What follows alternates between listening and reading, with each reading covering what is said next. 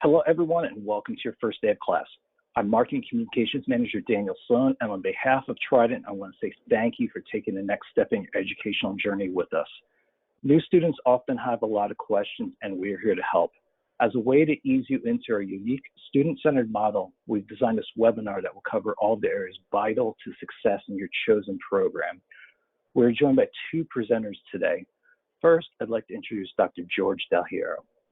Dr. Del Hierro joined Trident in 2010 and currently serves as a full-time instructor and course coordinator in University College.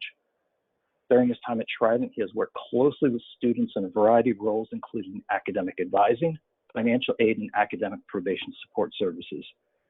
Dr. Del Hierro earned a PhD in educational leadership from Trident and has received numerous awards during his time at the university, including honors for communication and collaboration, and for student motivation. He is a passionate advocate for student success.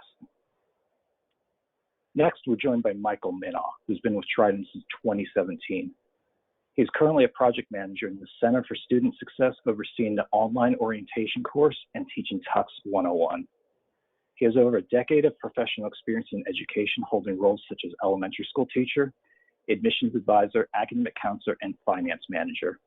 As an advocate for a positive student experience throughout the entire path to graduation, Michael enjoys working closely with students and helping them to achieve personal and professional goals. Michael earned a Master of Business Administration entirely online, and he holds bachelor's and master's degree in English. As an online student balancing a family, children, full-time work, and more, Michael understands that being an adult student requires an ability to be flexible and manage time well. Just a few notes before we begin today's session. Although a portion of this webinar has been pre-recorded, you have the option to ask questions at any time. Look to the right-hand side of your screen, you'll see a control panel. Go about halfway down, you'll see a question box. If you have any questions or comments, you can submit them there. Dr. Del Hierro, Michael, and advisor and myself are behind the scenes right now, and we'll address your questions during the live Q&A at the end of both of the presentations. Now I'm going to hand things off to Michael to get things started. Take it away, Michael. All right.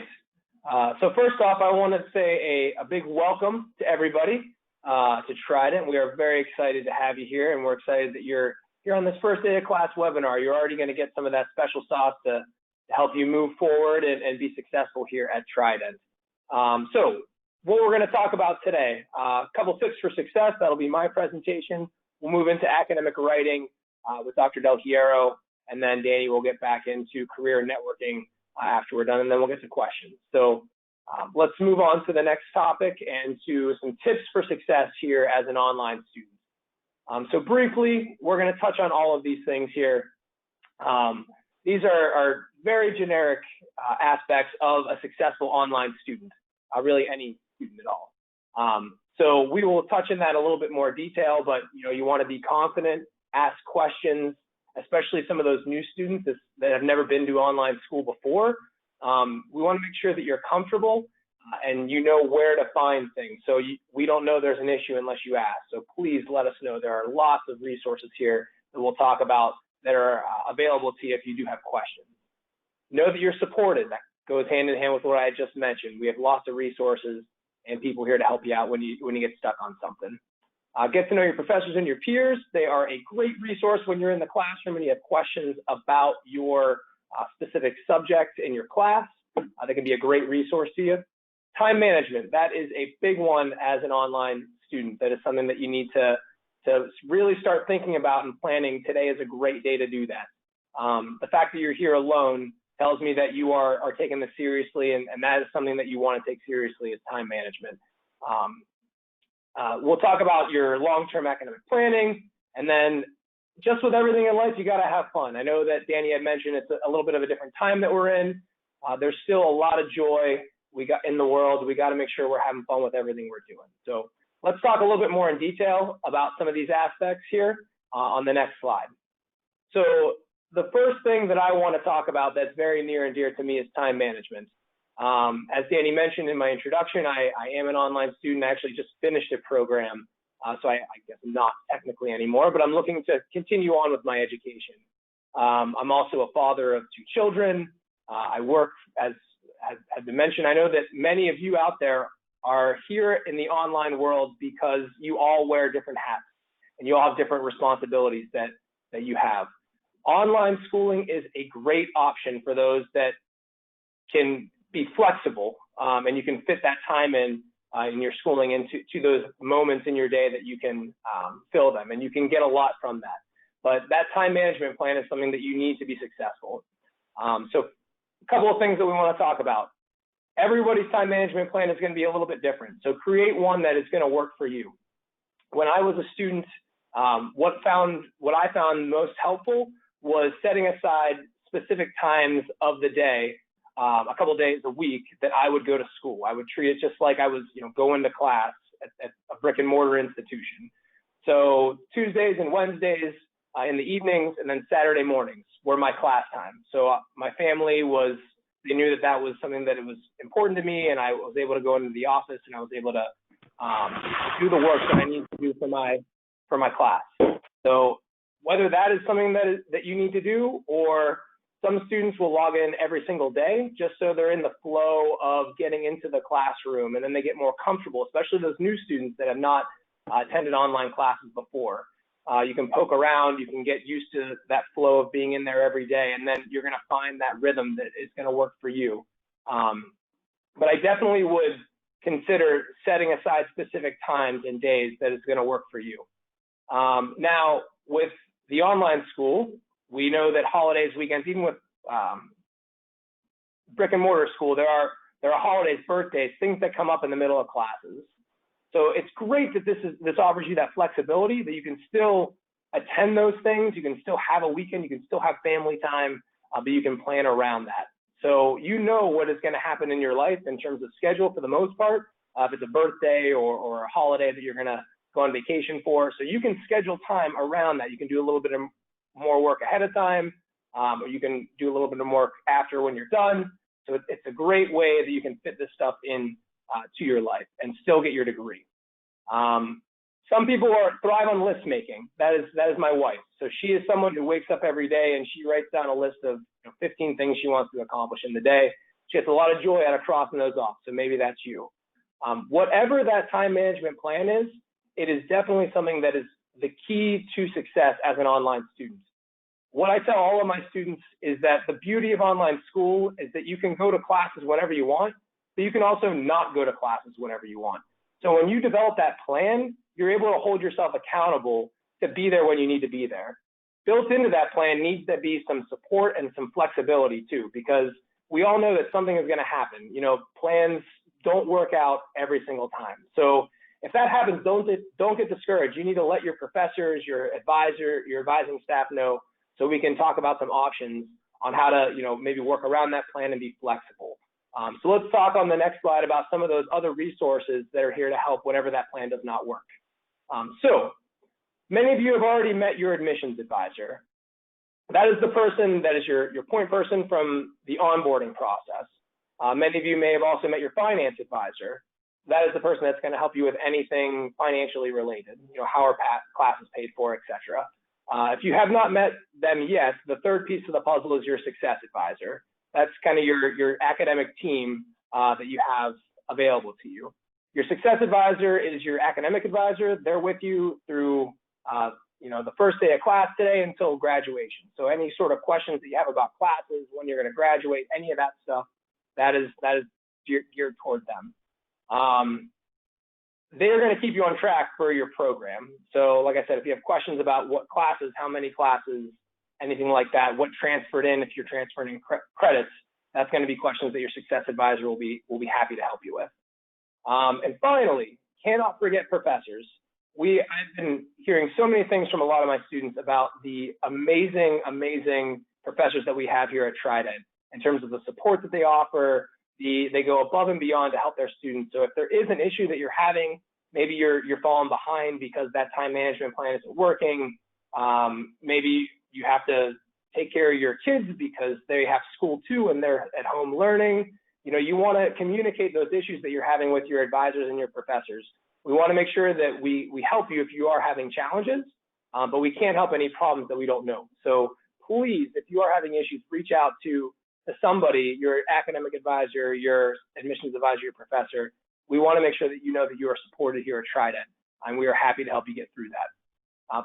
Besides the the personable people that we have here, there's also online resources that are available to you.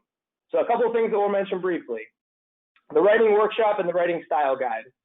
After I'm giving my presentation here, Dr. Del Hierro will speak a little bit more in depth about academic writing and the importance of that as you go throughout your academic progression as a student.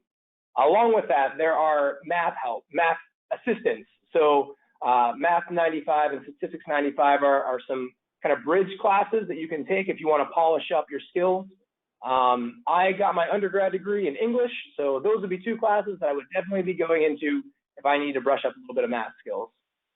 Along with that, there is a website that we do have available that we've just developed that does offer support on a wide range that Daniel's going to share with you in the chat if you'd like to check out. That is also another online resource that is available to you that offers resources ranging from some of these support systems to how do you reset your password. So any sort of technical issues is a great resource that we've just recently developed.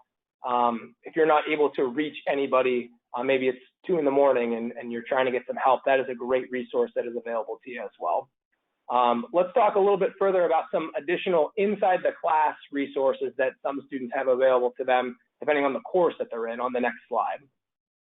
So in specific courses, there are additional support that you have access to through tutor.com. The courses that are listed here are English 101, Math 101, 102, BHS 220, Operations Management 300, Finance 301, Tux 101 and 301. A lot of these courses we found that students struggle in, so we want to give a little bit of additional help inside of these classes, just to bridge any gaps that you may have between the content in the course and maybe something's not clicking. So this is 24-hour a day tutoring help for these specific classes. You'd access this inside of those specific courses. So if you're scheduled for an English 101 class in the future or Math 201, you can log into that more section in the class, and you'll see that link for free tutoring. That only appears in these specific courses, but it's a great resource if you do need some additional help. So let's move to the next slide. We'll talk about something that's very near and dear to my heart. That is the orientation. So as Daniel had mentioned, I am the orientation facilitator. So you may have seen my face or my name commenting back to some of your posts. If you have been in there, checking out the course and seeing what a mock classroom is like. If you have not, I highly recommend it. I know that today's your first day of class, but you have access to the orientation for 6 months. It is a great resource to help essentially build confidence. It's a mock class. You can't do anything wrong, so you can click and you can submit things, and you're going to build that confidence to be able to navigate the classroom. Finding where resources are is half of the battle as an online student. So if you have that already under control, then you're stuck with the content, that's the part that's the fun part, the engaging part. So we don't want you to be thinking, where do I go to find my grades, or where do I go to access how to email my professor? You can find all that information inside of the orientation. We found that students that do participate in the orientation are far more successful than those that do not. So if you have not yet, I definitely recommend it. I look forward to seeing your threads in there and replying back and getting to know you a little bit more. But yes, you'll have access to that for 6 months as a student. So let's move on to the next slide here, and we'll talk about what to do now. So we've mentioned a few things in terms of successful tips, ways to be successful as an online student. So what do we do now? We want to take that first step and log into your class. As I mentioned before, I know that you may be having some technical issues. Hopefully that is resolved at this point, but if you have not logged in yet, I highly recommend after this webinar is over to log into that first class and introduce yourself. You don't need to wait. You can go in and be that first person that starts the initial thread to introduce yourself in the classroom. So I highly recommend that you do that today. Inside that classroom, you'll see a class list under your communications tab. You can email your professor. You can introduce yourself and tell them a little bit about yourself in a one-on-one format. send them a direct message. See if there's any sort of, maybe you have something coming up that you need to troubleshoot in terms of time management. That's a great way to do that, especially on the first day of class. It shows that proactivity. If you do have questions, we want you to ask them. As we mentioned, there's lots of people here that want to see you succeed, so please let us know what we can do. We can't solve problems if we don't know that they exist. So let us know if you are having any sort of issues. As we mentioned before, develop that time management plan. That's going to be individualized to you, but you definitely want to make sure that you are working in a way that is working for you. Make sure it's flexible, but still allows you to maintain that work-life balance. That's definitely what we're all about. And then finally, check in with your advisors as you need to. So you may be hearing from your success advisor or your finance advisor throughout your time frame here, just to make sure that things are okay. Don't be alarmed. We just want to know that you're all right and get to know you a little bit more. As Danny mentioned, I am also a success advisor, so I may be talking to some of you sometime here, which would be very exciting. So finally, let's wrap all this up and talk about what we're going to do now. So we're going to review the course. So log into the class, get to know the calendar, get to know the format, get to know where to go if you need help. Create that time management plan. That is definitely a key. I cannot stress that enough. Make sure that you're completing all your assignments, including those threaded discussions. So the discussions are a large part of the online world. So you need to make sure that you're participating in those discussions, putting your initial thread in, and then also replying back to classmates as well to make sure it's an engaged discussion. As I mentioned, get to know your advisors, your support staff, your professors. We all want to make sure we want to make sure that you know that we're here to help you. So we want to know you. Introduce yourself. Don't be afraid to be that first person to say hello. As we mentioned, participate in your Module 1 threaded discussion. I would suggest doing that by Wednesday. So that's 2 days from now. I'm giving everybody on this webinar a piece of homework. Make sure you go in and you do your discussion by Wednesday. You can be that first person that starts the thread and really get that classroom going and get that energy going inside that class. That is definitely something that you want to do.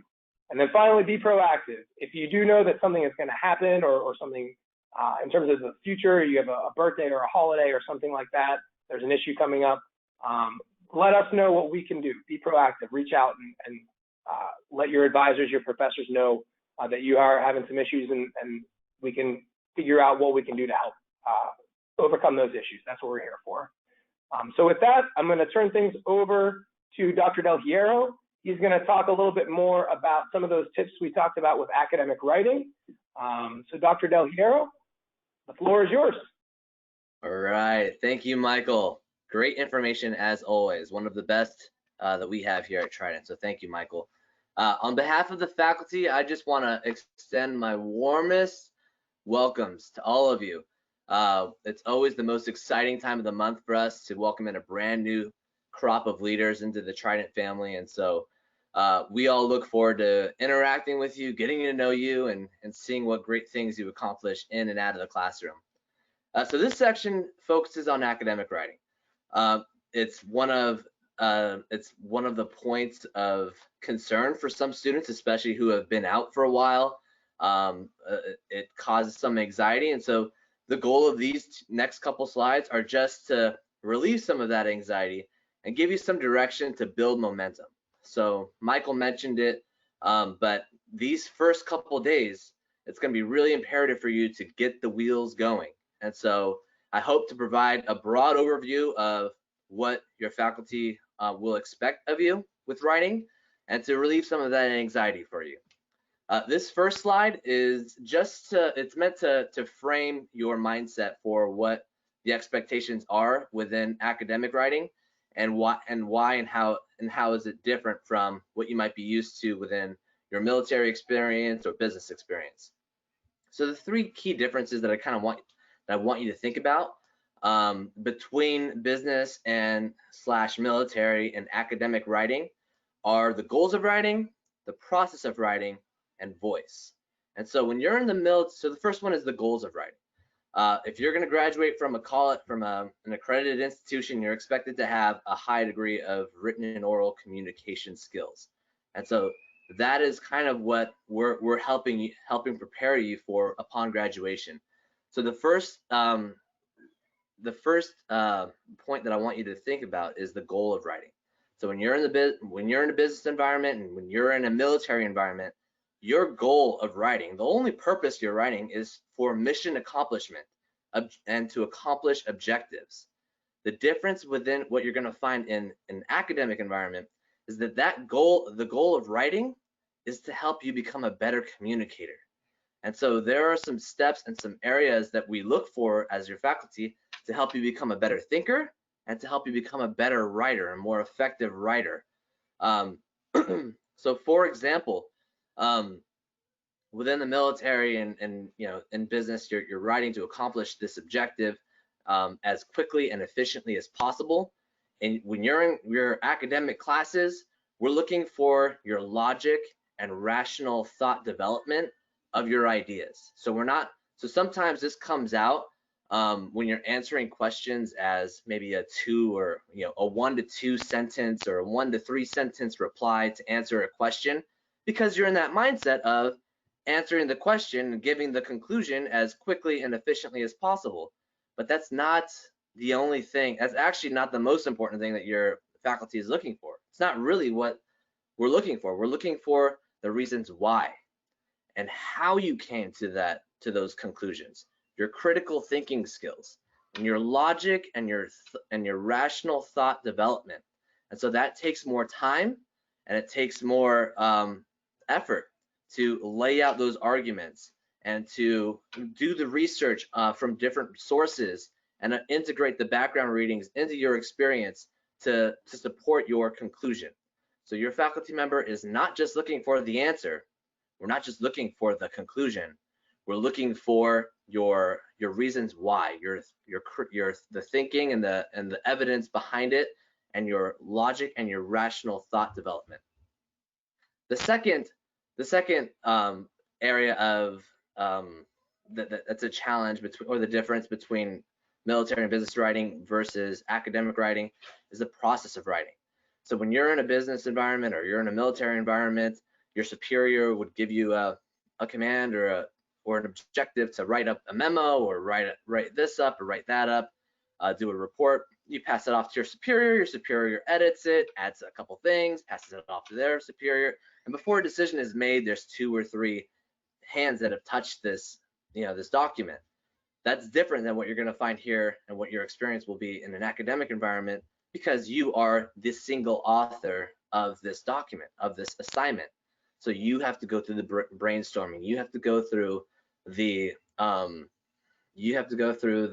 outlining and the editing and the drafting and the formatting, and all those things take time.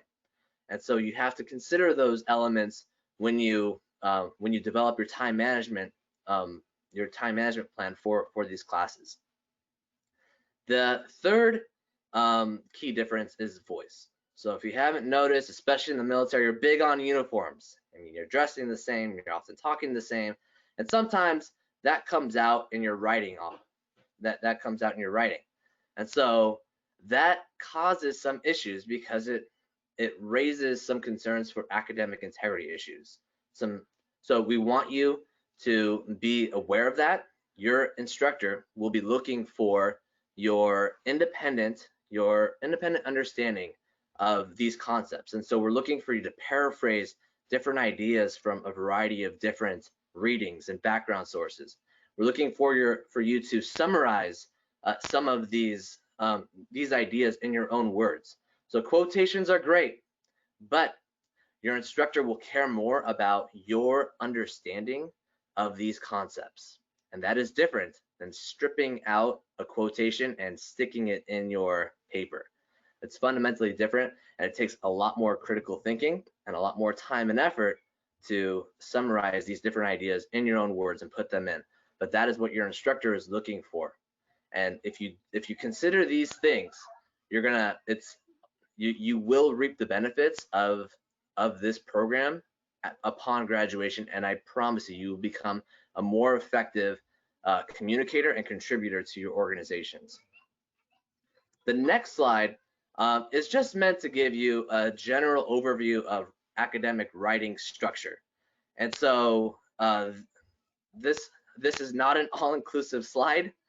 These are just some tips that I, as an instructor, I see students kind of missing these points. And so as a writer that you may not have as much experience in an academic environment, or maybe you've been out for a while, I hope that this gives you some direction to get the wheels going and build up that momentum early on.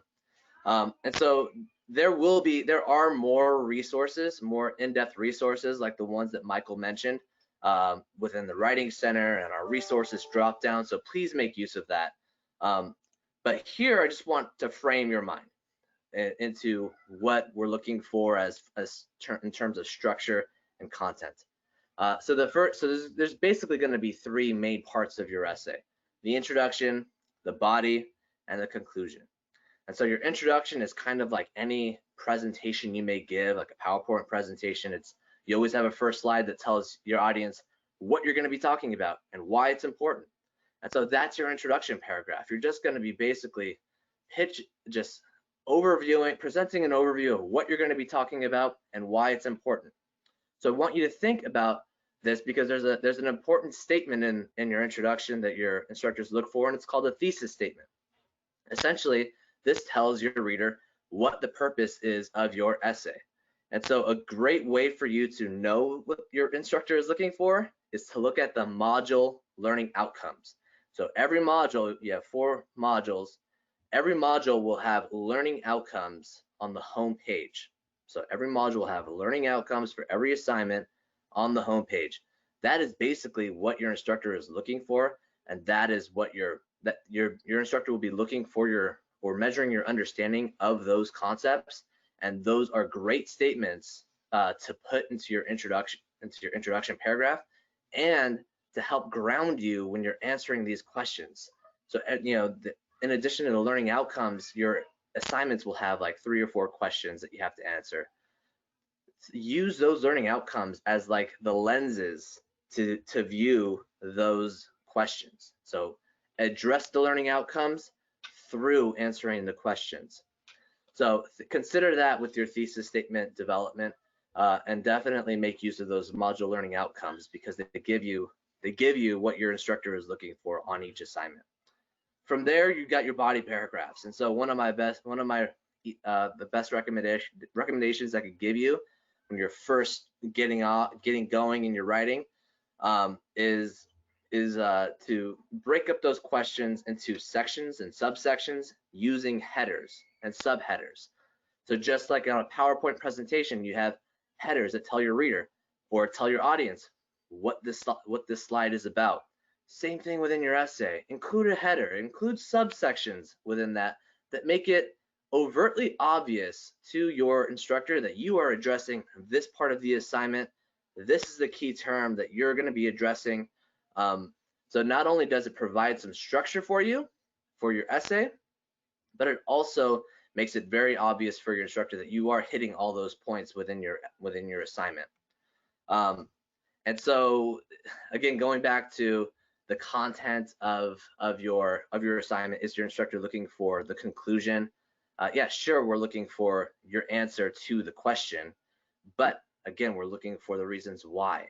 And so when you draft your paragraphs, I kind of want you to think about aiming for about 4 to 7 sentences. Trust me, nobody's going to be counting your sentences out, but I think it's a good guideline for you, because if you're going below that 4-sentence mark, then you're probably being a little bit too brief or concise, and you're not exploring the topics or discussing the topics in detail. So make sure you're going back and citing some evidence from your background readings. Again, we're looking for APA citations and some evidence, some objective research and evidence to support your conclusions. And if you're going above that 7-sentence mark, then you're probably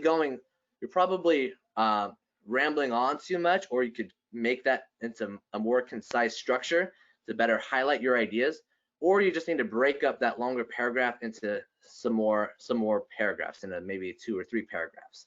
But you don't want to go on and on a page and a half of text, of block text. You really want to break that up into small sections and subsections, include those headers, and make it really easy for your instructor to pick out those main points. If you're struggling, again, I talked about the thesis statements above. But if you're struggling in terms of how to start a paragraph and what your instructor is looking for, I always mention these points right here. Define the key term, explain the application of the key term to the assignment, and then discuss why the concept is important to either the module learning outcome or just the class in general, specifically and with specific focus to the module learning outcome. So those 3 points, I think if you cover those, that should get you to that 4 to 7 mark. Include some evidence in there to support your ideas, and that's a great way of just getting started. This is not going to be the perfect way. I can promise you that your instructor will give you feedback, but it's really important for you to take that feedback and then just continue to build upon it. Your instructor is not looking for perfection. In fact, you shouldn't expect that of your instructor.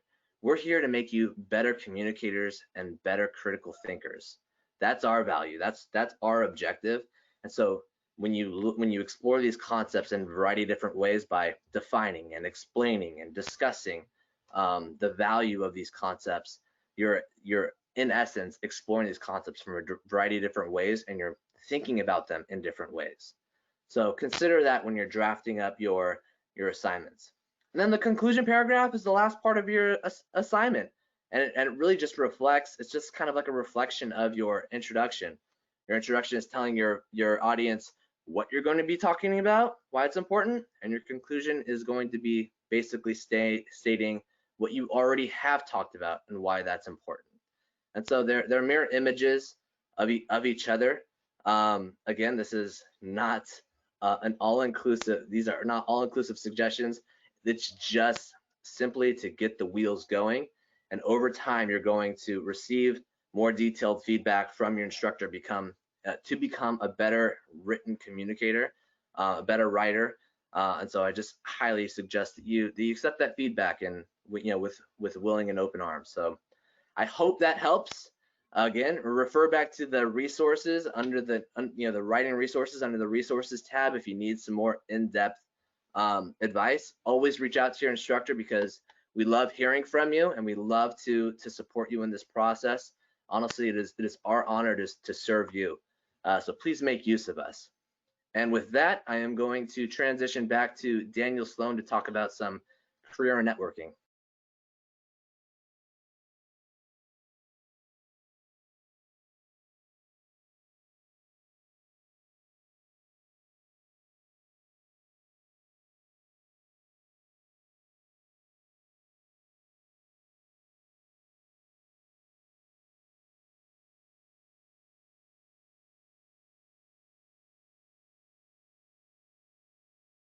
Great.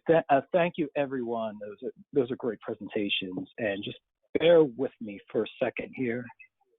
I am working through some technical issues we're having on our end with the presentation, and hopefully I'll get those solved quickly, because I want to talk about some career networking stuff before we get to the Q&A. But while I'm doing that, those of you who have questions in your mind, don't be shy. You can send the questions via our control panel, and which can be found on the right-hand side of your screen. Go about halfway down, and you'll find that control panel. Just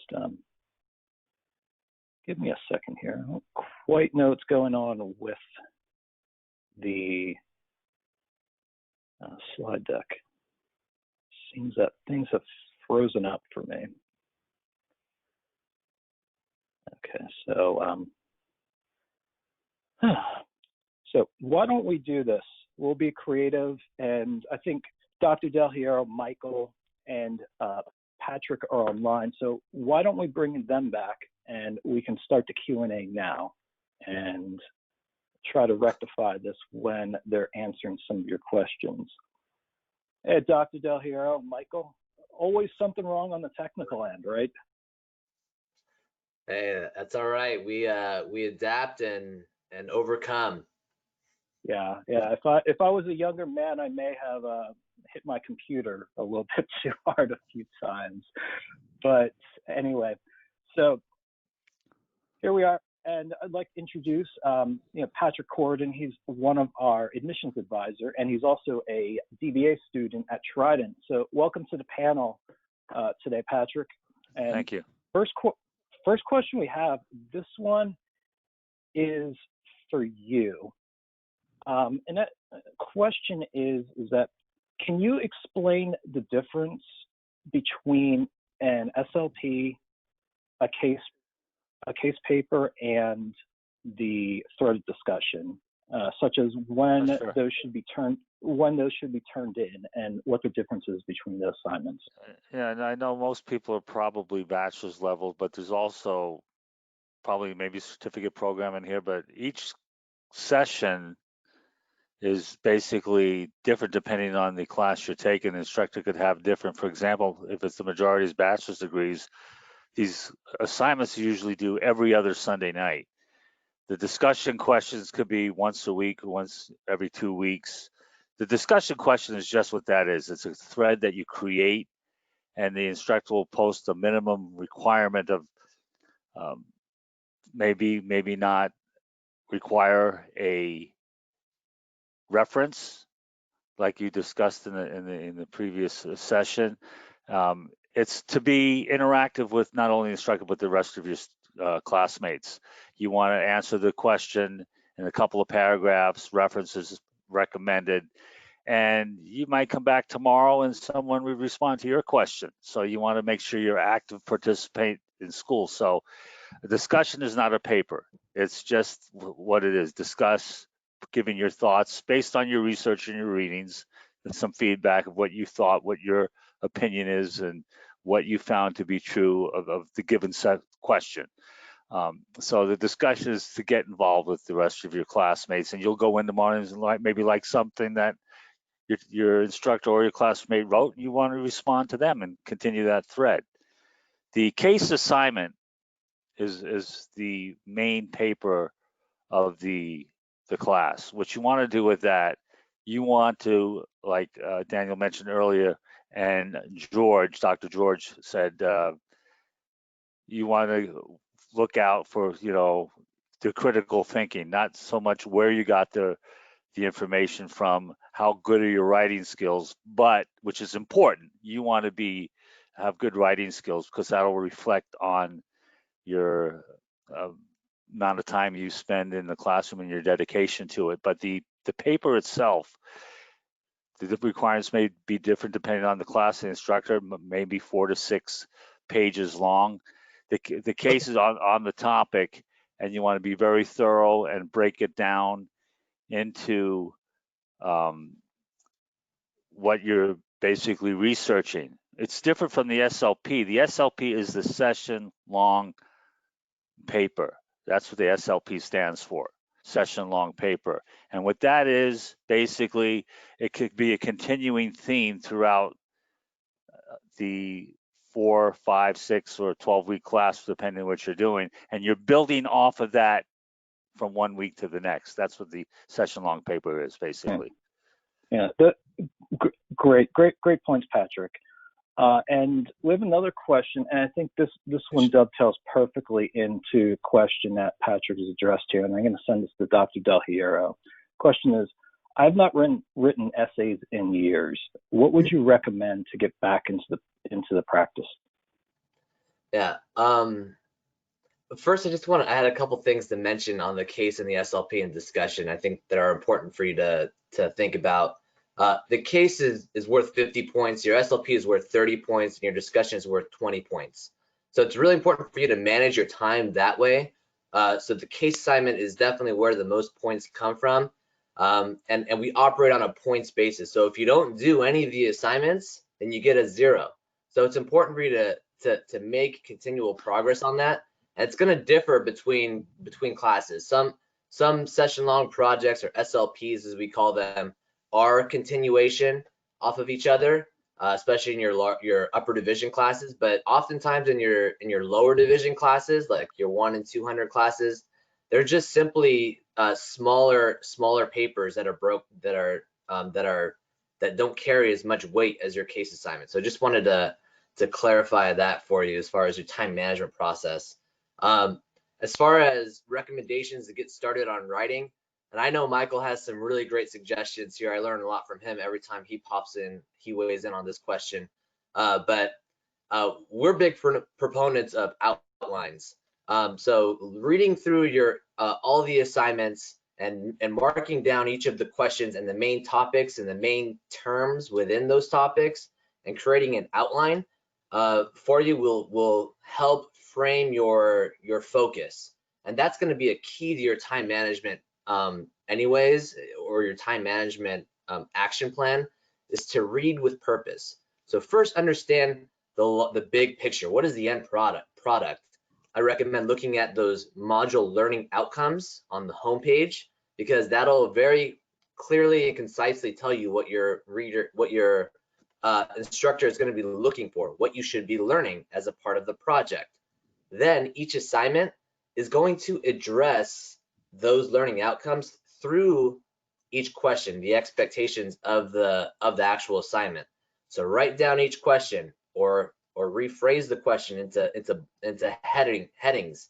Break that up into subheadings into the term, and you know, maybe your response to the actual question. So that's how I would recommend first getting started, is creating that outline and then reading with purpose for those outlines. So going through the required reading, looking for specific terms, quickly defining them, and having a general understanding of the term and how you can apply that to the study.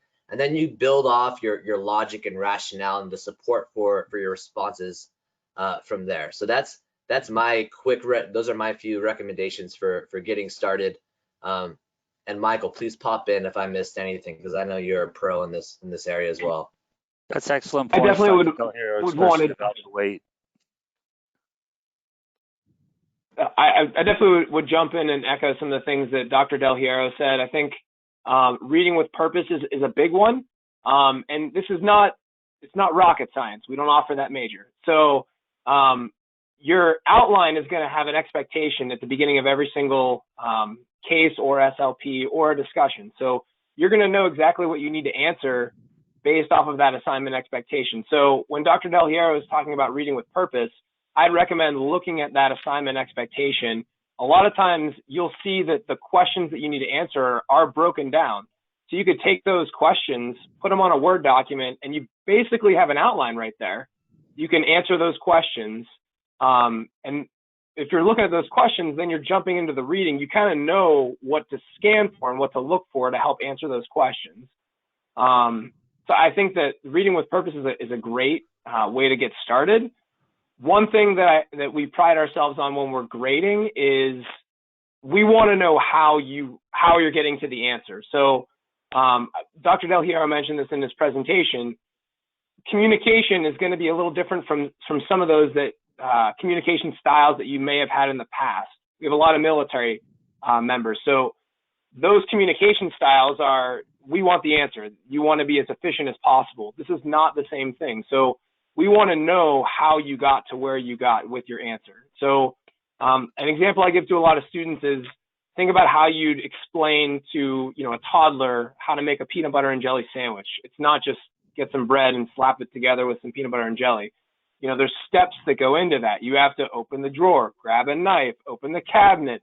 It's more than what you think that it is. And those are the things that your professors are going to look to see how what your rationale is to get you to your answer. So it's not as simple as answering the question. Yes, we want you to do that, but we are more interested in your thought process that got you there. So if it's a question on how you get started, start by answering the question and then move backwards. And I think that the reading with purpose is a great way to do that.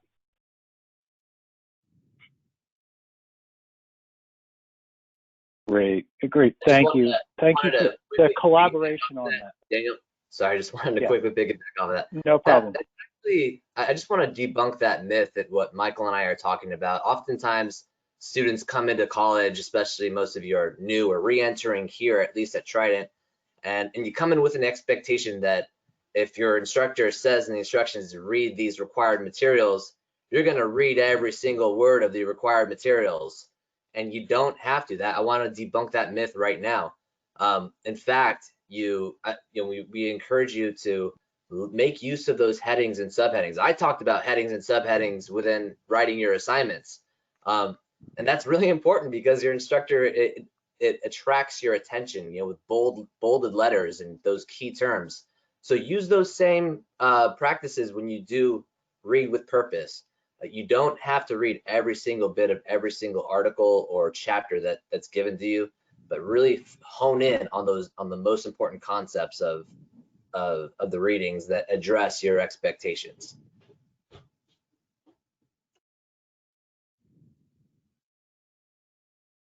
I was just leaving one extra second there because we had a lot of collaboration and layering going on there. I want to make sure everyone got their points in, because that was a really good conversation, because we've actually already had another question about a similar topic come in. And again, this is for Dr. Del Hierro. And question is, I've not written a paper in about 10 years. So my main concern is to make sure I am good with APA format. Will you be providing feedback on the proper format? And when I say you, probably should mean any professors.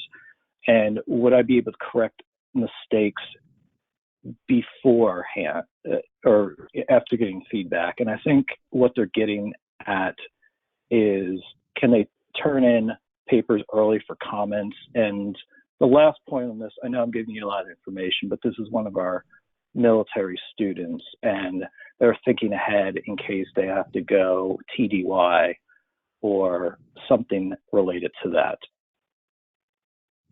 Yeah, I'll do my best to answer those questions, and let me know if I missed anything. But as far as offering feedback on APA, yes, you'll be receiving feedback on APA. At the undergraduate level, you're probably not going to get an intensive, your instructors aren't going to have an intense focus on the technical aspects of APA. But I want to refer you to those writing resources on the TLC portal, because there's templates that you could follow and there's rules that you could follow. Within these first few classes, your instructor is going to be looking to helping you hone in your writing skills, and your critical thinking skills and your logic and how you defend your ideas. Really with APA, we're mostly focused on citation. So using in-text citations is what we're going to be helping you with. But overall, APA isn't a huge factor in those lower level classes. All instructors are going to be different.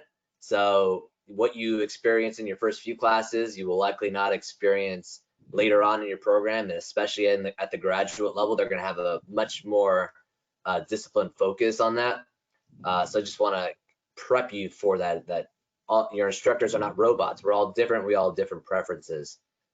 As far as submitting assignments early and receiving feedback, I am one to absolutely accept student assignments early, but please reach out to your instructors. I could almost put money that all of your instructors would prefer that you submit earlier rather than later and offer you feedback. But one of the follow-up questions to that is, well, if I submit early, can I resubmit an assignment if I want to earn a higher grade? And the answer to that is, it depends on your instructor. If that's where what you're hoping to receive or what you're hoping to go for, then I would highly recommend that you reach out to each and every single instructor about their expectations, because every instructor has their own style. My style and the style that's often seen within university college, these first few lower level classes within the undergraduate level, we are more flexible with receiving multiple submissions and offering feedback, because we want you to get started off well and get you the answers that you need so that you can be successful in the upper division classes. But within your specific colleges and with every instructor, please reach out to your instructor about your submission schedule that you want, that you're hoping to achieve, and especially if it means jumping ahead to future modules. You want to be very, very vigilant about their feedback on every assignment so that you're not making the same mistakes over and over again. So just wanted to lay that out there. Okay. But I would also add, sorry, Danny. Go ahead, Michael. The Purdue Online Writing Lab is another great resource that we recommend to students as well. If you're curious about how to cite a website as opposed to a book, as opposed to a periodical, it has everything kind of broken down. That's pretty user-friendly to find what you're looking for, and it'll give you examples of how it should look in text citation, and then also at the end of the paper as well as a reference. So that's a great resource. Inside some of those lower level courses that Dr. Del Hierro mentioned, there's also, as we mentioned earlier, there's inside the class support as well, tutoring. So English 101 is one of those. And, those upper level courses that you're going to get into are going to be a little bit more focused on the writing, how you present in the citations, just because it's assumed that you've developed that as you're going along through your path. The lower level ones, like he said, is going to be more mentioned on critical thinking and developing those skills. But English 101 and English 102 are courses that all bachelor level students are required to take unless they're transferred in. So that's a good place for you to hone those skills as well.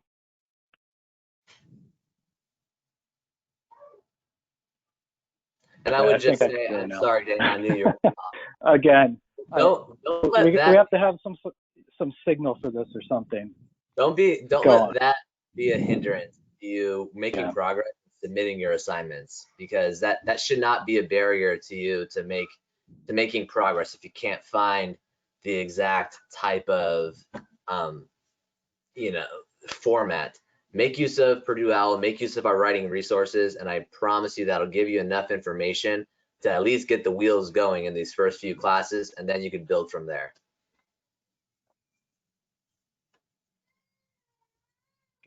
Great. Thank you, everyone. And then to Dr. Del Hierro's point on reaching out to professors, don't just reach out to professors to see how lenient they might be, how their policies are different, but keep in mind that everyone who's coming into Trident is likely a leader in some sort of way. You have professional experience under your belt. And one thing I didn't get to mention during the career networking portion is that your professors should be part of your network when you leave Trident, because these are people who have experiences that are probably similar to yours or experiences that you want to have professionally. So don't be shy about trying to build relationships with them. And moving on to our next question. This one is for you, Patrick. Actually, I'm going to send this one to Michael. Next question is for Patrick. Michael, does the orientation need to be completed before starting the first assignment? It does not, but it is highly recommended. We find that students that complete the orientation are far more successful in the course and in their program. It's a practice classroom. So it is a way to get familiar with, where the drop box is, how to access resources. So it's a practice classroom. So there's nothing you can click that's going to, break it. You have access to the course for 6 months. It is not required, but it is definitely recommended.